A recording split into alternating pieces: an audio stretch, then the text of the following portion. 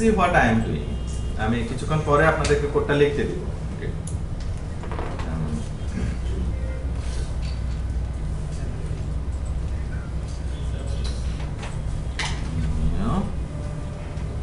again console application bank app দিলাম, bank app console application। আপনি একটু নোট নেন চাইলে। আমি এখানে প্রথমে একটা ক্লাস রাখি, পুরাতন ক্লাস, আমাদের account class. Account class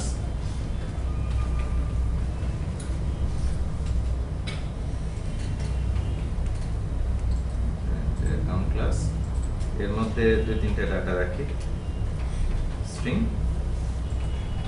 number, set, get, public string, customer name, set, get, balance. আগের কোডে আসলে দাও balance, private, set, get,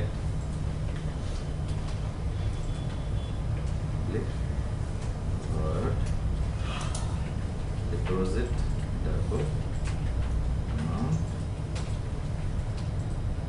balance,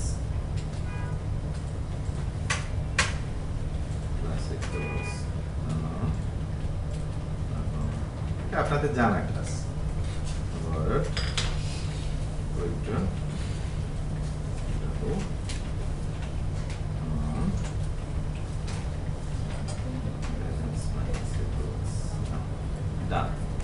কিছু দরকার নেই।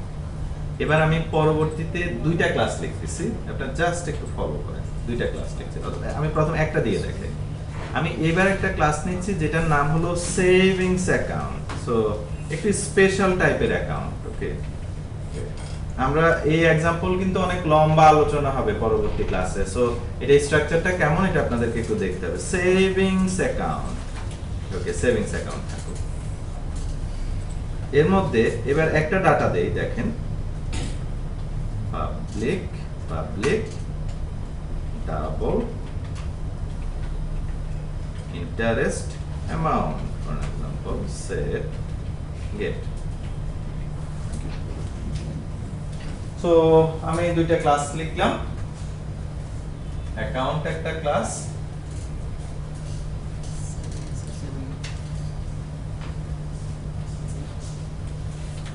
অ্যাকাউন্ট একটা ক্লাস, আর একটা হলো সেভিংস অ্যাকাউন্ট একটা ক্লাস।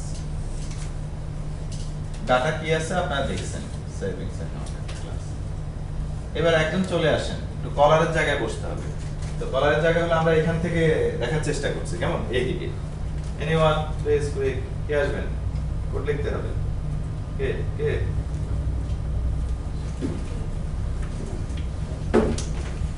ওকে, সো আপনি প্রোগ্রাম ক্লাসে যান। আচ্ছা, প্রোগ্রাম ক্লাসে গিয়ে মেইন মেথডের মধ্যে প্রথমে অ্যাকাউন্টের একটা অবজেক্ট তৈরি করেন। অ্যাকাউন্ট 1, নিউ অ্যাকাউন্ট,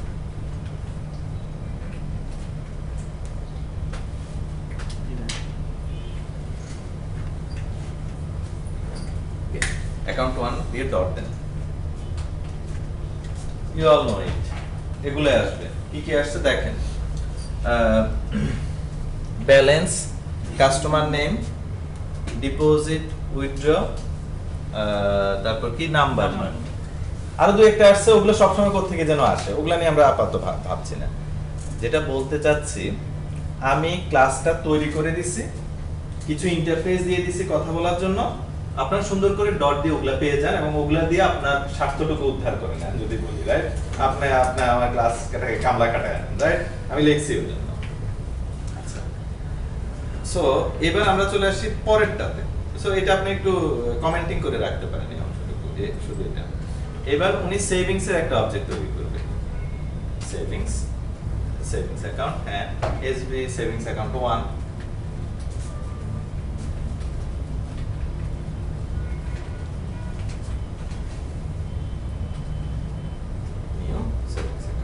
গুড এবং এসবি অ্যাকাউন্ট 1 ডট দেন ইন্টারেস্ট অ্যামাউন্ট আসছে নাথিং রং উইথ ইট সব ঠিক আছে তাই না ওকে এবার দেখবেন আমি একটা মন্ত্র বলবো মন্ত্র বলার পর অদ্ভুত একটা ঘটনা ঘটে যাবে জান ওকে মনে মনে বলছে কিন্তু এটা শোনানো যাবে না কারণ আপনার বললে একই কাজ হয়ে যাবে সো আপনি সেভিংস অ্যাকাউন্ট ক্লাসে আসেন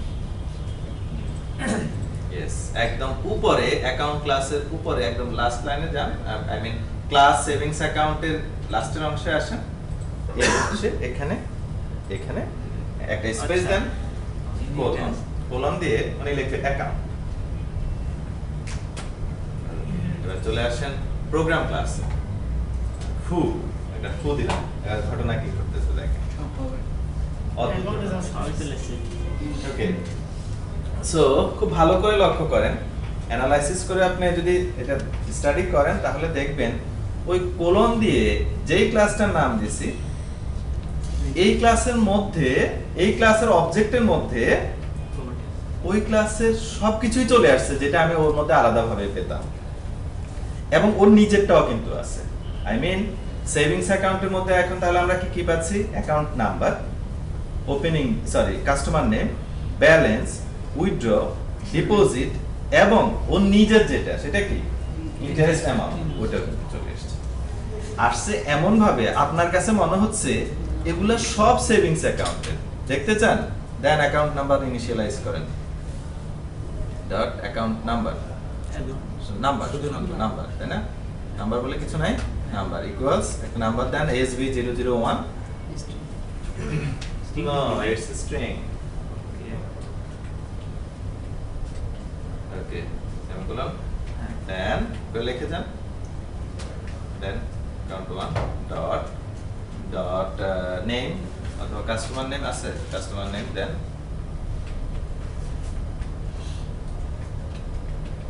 ওকে তারপর একটা কাজ করেন সেভিংস 1 ডট ডট ব্যালেন্স আমরা এখানে চেক করতেছি ব্যালেন্স ইকুয়ালস শুধু আসছে এমন ভাবে আসছে দেখেন উনি চাইলে এটা সেট করতে পারতেছে না দেখেন দেন 1000 টাকা দেন অর্থাৎ অ্যাকাউন্টের মধ্যে যে লজিক আছে ইভেন সেটাও কিন্তু implemented sorry you can not initialise it because of ওখানে সেট পার্ট বন্ধ তাই না ওকে তাহলে এটা করা যাচ্ছে না ডট দিয়ে আমরা উইথড্র ডিপোজিট কল করি ডট ডট ডিপোজিট দেন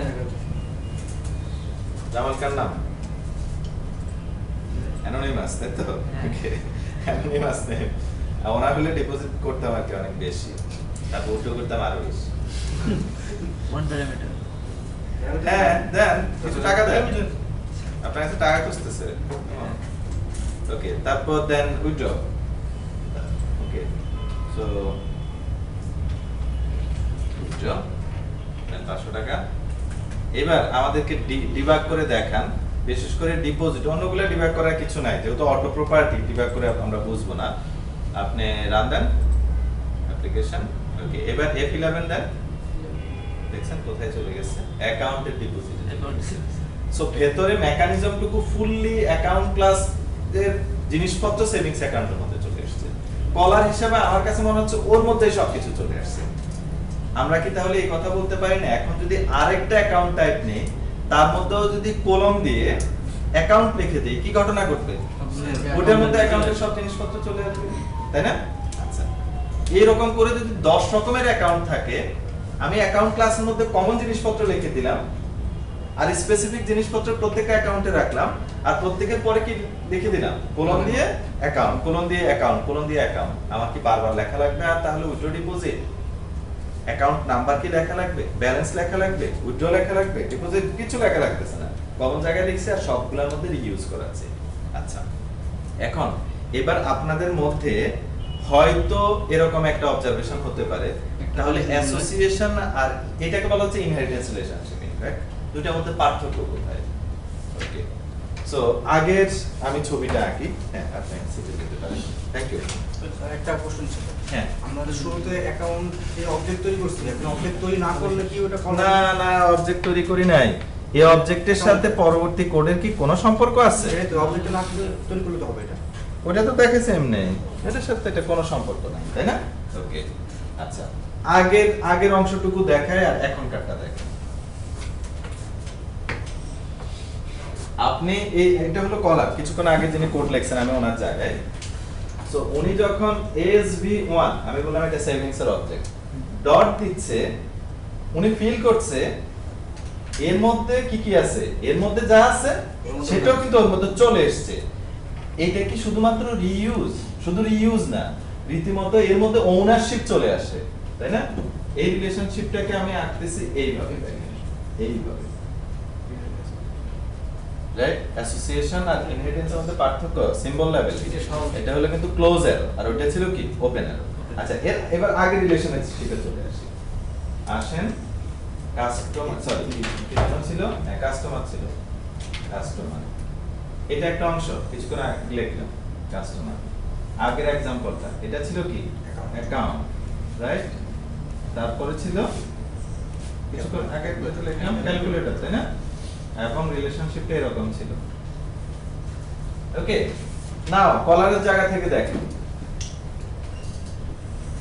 আমরা বললাম এর সাথে এর ইনহেরিটেন্স রিলেশনশিপ, সো এর অবজেক্ট তৈরি করলে এরগুলা চলে আসে। অ্যাসোসিয়েশনে কখনো এটা হয় না। দেখেন আপনি এর অবজেক্ট তৈরি করেন, সে কার অ্যাকাউন্টে বললাম AC1 ডট দিলাম, AC1 দিয়ে ডট দিলে কি ক্যালকুলেটরের জিনিসপত্র আসবে? অ্যাকাউন্টের জিনিসপত্র আসবে। সো অ্যাসোসিয়েশন রিলেশনশিপে একটা ক্লাস আরেকটা ক্লাসকে ইউজ করে, ডেফিনেটলি রিইউজেবিলিটি। ইনহেরিটেন্স রিলেশনশিপে একটা ক্লাস আরেকটা ক্লাসকে তো ইউজ করে, বরং ওনারশিপ নিয়ে নেয়। আমি এখানে ডট দিলে ও জিনিসপত্র কলার সাইডে চলে আসে, আর এখানে এটার মধ্যে ডট দিলে ও জিনিসপত্র কলার সাইডে আসে না, তাই না? আপনারা কি বুঝতে পারছেন? সো অ্যাসোসিয়েশন রিলেশনশিপ হলো কোড রিইউজেবিলিটি, এনক্যাপসুলেশন, তাই না? এনক্যাপসুলেশন কেন বলে এটা কি আপনারা জানেন? অ্যাসোসিয়েশন রিলেশনশিপকে প্রথমে বলি এনক্যাপসুলেশন হলো ডাটা হাইড করা। এনক্যাপসুলেশন হলো এই যে তিনটা চারটা ক্লাসে সরায় ফেলতেছেন জিনিসপত্র, একটা ক্লাসের জিনিস নিয়ে সে এনক্যাপসুলেট না। সো এনক্যাপসুলেশন হলো অনেক কিছু মিলে এনক্যাপসুলেশন। তো what I want to say, এখানে অ্যাসোসিয়েশন রিলেশনশিপে আমি যখন এর অবজেক্ট তৈরি করি, এর মেথড এর মধ্যে ওনারশিপ হিসেবে আসে না। এর অবজেক্ট তৈরি করি, এর মেথড কি এর মধ্যে ওনারশিপ হিসেবে চলে আসে? নেভার। কিন্তু ইনহেরিটেন্স রিলেশনশিপে একটা ক্লাস আরেকটা ক্লাসের প্রপার্টি ডাটা, প্রপার্টি এবং মেথড গুলাকে এমন ভাবে পায় কলার লেভেল থেকে মনে হয় এগুলা ওর নিজের, তাই না? ওকে, দ্যাটস অল। মানে আমি আর এটাকে একটু বড় করছি না। That's all about inheritance relationship. So আপনারা কি প্লিজ কাইন্ডলি এটাকে একটু ইয়া করবেন ফর টুডে অনলি, রাইট? এটার উপর অনেক লম্বা আলোচনা আছে, আমাদের আরেকটা ক্লাসে হবে। আপনারা কাইন্ডলি একটু যদি এই অংশটুকু কোডটুকুকে জাস্ট লিখে ফিল করেন ব্যাপারটা কেমন।